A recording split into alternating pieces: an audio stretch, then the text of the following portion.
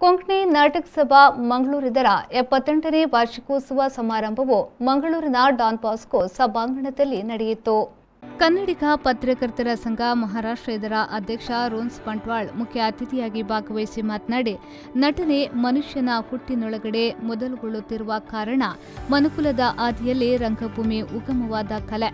ಆದುದರಿಂದ ರಂಗಭೂಮಿಯಷ್ಟು ಪುರಾತನ ಕಲೆ ಬೇರೊಂದಿಲ್ಲ ಎಂದು ಹೇಳಿದರು.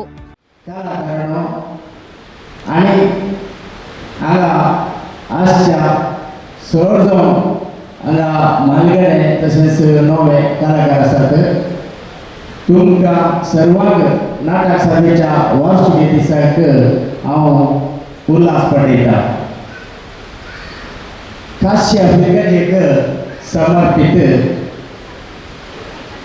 जे बापाल हांगासर म्हजो जल्म जालो आसतना आमची व्हडली माय श्रीमती कार्मेन आल्मेडा तिच्या उस्क्यार वाडचे भाग म्हाका फाव जाल्ले आसतना ती एक आपुट्ट नाटक प्रेमी, नाटक प्रोत्साहन करच्यांत उगरुलात जाल्ल्यान मंगळूरांतय कई सारी एक नाटक जाली ती आसक्ति धरून नाटक पळयताली.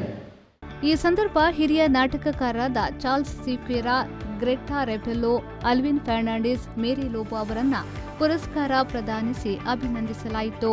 ಕೊಂಕಣಿ ನಾಟಕ ಸಭಾ ಅಧ್ಯಕ್ಷ ರೆವರೆಂಡ್ ಫಾದರ್ ಪೌಲ್ ಮೆಲ್ವಿನ್ ಡಿಸೋಜಾ ಕಾರ್ಯಕ್ರಮದ ಅಧ್ಯಕ್ಷತೆ ವಹಿಸಿ ಮಾತನಾಡಿ, ಕೊಂಕಣಿಯ ಮೂಲ ಬೇರುಗಳಿಗೆ ನೀರೆರೆದು ಕೊಡುಗೆ ದಾನಿಗಳ ದೇಣಿಗೆ ಮತ್ತು ಉದಾರ ದಾನಿಗಳ ಕೊಡುಗೆಯಿಂದ ನವೀಕೃತಗೊಂಡ ಈ ಸಭಾಗೃಹ ಮತ್ತೆ ಕಲಾ ಸೇವೆಗೆ ಸಿದ್ಧಗೊಳಿಸಲಾಗಿದೆ ಎಂದು ಹೇಳಿದರು. कोंकणी भाशेची, संस्कृतीची, कोंकणी भुरग्यांची आनी व्हडांची तालंतां पोसकोसो वाव करून उमेदीन मुखल्या वर्सांनी करतली. प्रगतीच्या मेटांनी कोंकणी नाटक सभा पावलां काडटाना सभेच्या यशस्वीक कारण जाल्ल्या पोशक असो, हितचिंतक असो, दानी असो, नाटकिस्त असो, कलाकार असो उगडास काडून धन्यता मनोभावान आमी दिनवास म्हणटा. रंगमंचेचे अपोस्तलात अजुनी प्रस्तुत म्हूण सांगूंक डॉन बॉस्को हॉल एक साक्ष. हे अपोस्तलात आनीक बळवंत जावन दी म्हूण आशेवन आयच्या कलाकारांक सर्व बरें मागून सांजो अपोस्तच्या विनंतीन सर्वेस्पर देव आम्हा सर्वांचेर आशिर्वाद घालती म्हणून मागता. कोंकणी नाटक सभा माय भाशेक मनशांत हाडून जयो जयो कोंकणी नाटक सभेक जयो.